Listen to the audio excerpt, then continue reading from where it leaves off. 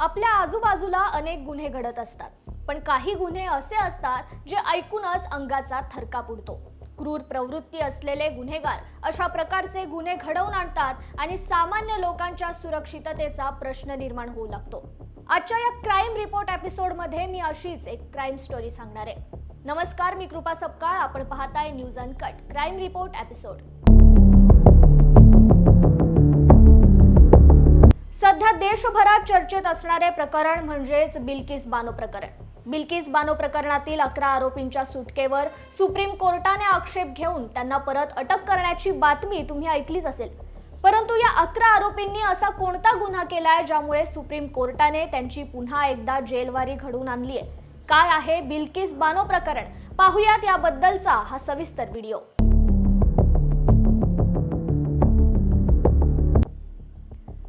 या क्राईम स्टोरीची सुरुवात एका अशा हत्याकांडने झाली ज्याने अख्खा देशात खळबळ उडाली होती. त्याचं नाव होतं गोध्रा हत्याकांड. 27 फेब्रुवारी 2002 साबरमती एक्सप्रेस अहमदाबादच्या दिशेने निघाली होती. गोध्रा येथे ही एक्सप्रेस काही काळ थांबवण्यात आली होती. तेव्हा या साबरमती एक्सप्रेसमध्ये मोठ्या संख्येने कारसेवक होते जे अयोध्येत झालेल्या एका यज्ञ समारंभातून अहमदाबादला परतीचा प्रवास करत होते. पण अचानक या एक्सप्रेसच्या S6 डब्याला आग लागली. पण ही आग अचानक नाही तर जाणून बुजून लावली गेली होती. मौलाना हुसेन उमरजी याने हा कट रचला होता असं चौकशी दरम्यान समजलं व दुसऱ्याच दिवशी म्हणजेच 28 फेब्रुवारी 2002 ला गुजरातमध्ये मोठी दंगल उसळली. या दंगलमध्ये जवळजवळ 1200हून अधिक लोकांचे प्राण गेले आणि याच दंगलीचे शिकार झाले बिल्किस बानोचे कुटुंब. बाहेर दंगल सुरू होती व तिच्या घरात तांडव सुरू होता, ते सुद्धा मृत्यूचं. तारीख होती 3 मार्च 2002. बिल्किस बानो, त्यांची 3.5 वर्षांची मुलगी व कुटुंबातील अन्य 15 सदस्य घरात होते. त्यावेळी या कुटुंबाला कल्पना सुद्धा नसेल की आपल्यासोबत पुढे काय होणार आहे. चार्जशीट मध्ये असलेल्या नोंदणीनुसार घरात अचानक 20-30 जण घुसले. हातात कोयता, विळा, तलवारी अशा धारदार शस्त्रांनी त्यांनी घरातल्या सदस्यांवर हल्ला करायला सुरुवात केली. हल्लेखोर इथेच न थांबता त्यांनी असं काही कृत्य केलं ज्याने माणुसकीला काळीमा फासला गेला. कशाचीही पर्वा न करता त्यांनी 5 महिन्यांची गरोदर असलेल्या बिल्किस बानोवर बलात्कार केला. बिल्किस बानोची आई व घरातील अन्य 3 महिला सुद्धा या बलात्काराच्या शिकार झाल्या. कुटुंबातील 17 जणांपैकी 7 जणांचा या हल्ल्यात मृत्यू झाला. आणि सगळ्यात धक्कादायक म्हणजे एका हल्लेखोराने बिल्किस बानोच्या 3.5 वर्षांच्या मुलीला जमिनीवर आपटून जीवे मारलं. हल्लेखोरांच्या या किळसवाण्या कृत्यानंतर बिल्किस बानो तब्बल 3 तास बेशुद्ध होत्या. शुद्धीत येताच त्यांनी त्वरित लिमखेडा पोलीस स्टेशन गाठून संपूर्ण प्रकाराची माहिती पोलिसांना दिली. परंतु तिथल्या हेड कॉन्स्टेबलने मात्र ही तक्रार दडवली व त्याचा विपर्यास केला. यानंतर बिल्किस बानो यांना मेडिकल टेस्टसाठी सरकारी दवाखान्यात पाठवण्यात आलं. परंतु सुप्रीम कोर्ट व राष्ट्रीय मानवाधिकार आयोग यांनी या प्रकरणाची दखल घेतली व अधिक तपास करण्यासाठी CBI कडे हे प्रकरण सोपवण्यात आलं.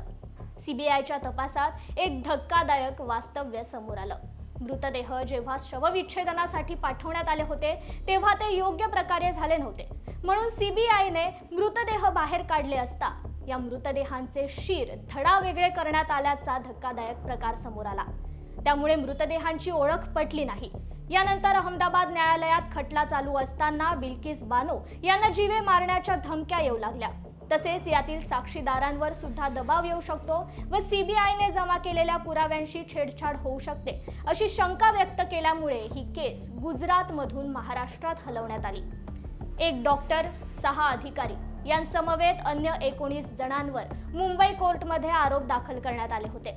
तसेच बिल्किस बानोच्या तक्रारीचा विपर्यास करणाऱ्या हेड कॉन्स्टेबलला सुद्धा दोषी ठरवण्यात आलं.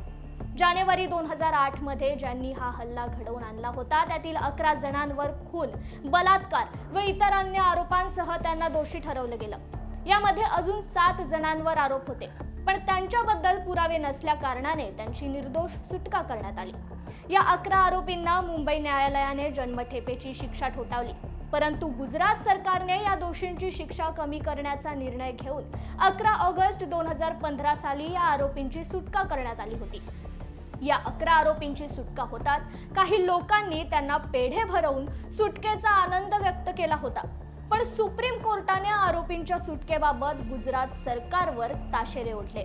गुजरात सरकारने परस्पर हा निर्णय कसा घेतला असा संतप्त सवाल त्यांनी केला व 8 जानेवारी 2023 रोजी ही सुटका चुकीची असल्याचे सांगत आरोपींना पुन्हा शिक्षा देण्यात येण्याचे आदेश दिले गेले.